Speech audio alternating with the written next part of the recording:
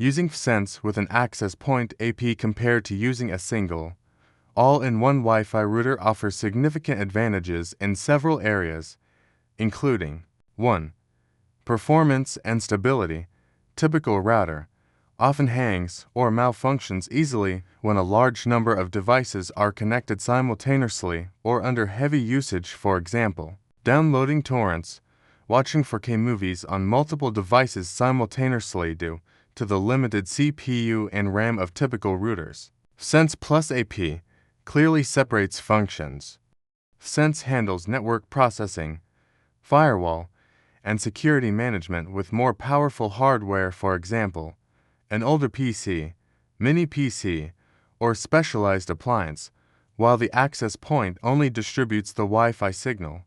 This results in a much more stable and reliable system. 1. Comfortably supports a large number of users. 2. Advanced security and control. Typical website blocking, speed limiting costs, or firewall settings are limited and inflexible. pfSense plus AP features an enterprise-grade firewall. You can create a captive portal password login page before Wi-Fi access, block inappropriate websites, filter ads pi-hole/pf blocker, and independently set security rules for each network. 3.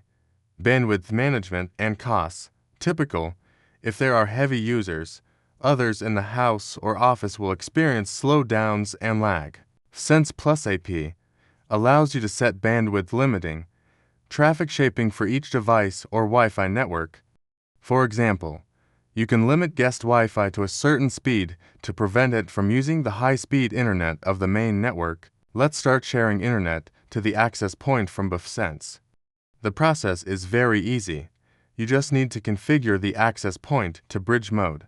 Go to the access point's configuration page, set the Wi-Fi name and password, then go back to the configuration page to change the IP address, and then disable DHCP. That's all. I don't need to make a video tutorial on configuring a router or access point because it's very simple. Run the pfSense server and access the web page normally. Then open the network interface page to share the internet. Select VMnet 8, and then press share to share the internet to, or Ethernet and LAN to provide access points. That's it. It's a very simple process and you'll get a fast and highly secure internet connection. If there is still no internet signal, restart the interface of both LAN cards receiving the internet. This should allow you to use the internet. Once the internet sharing to the access point is successful, check the phone you were connected to.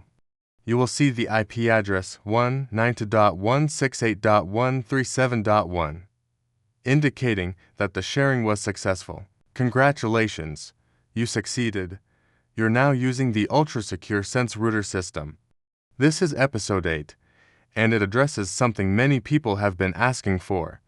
While most people are satisfied with just using the internet, there are many unseen dangers. Having access to the internet through a highly secure router that allows for security updates, access to attack history, and other capabilities is truly amazing. I hope this video is helpful for those of you who might be looking for this kind of content. Don't forget to subscribe.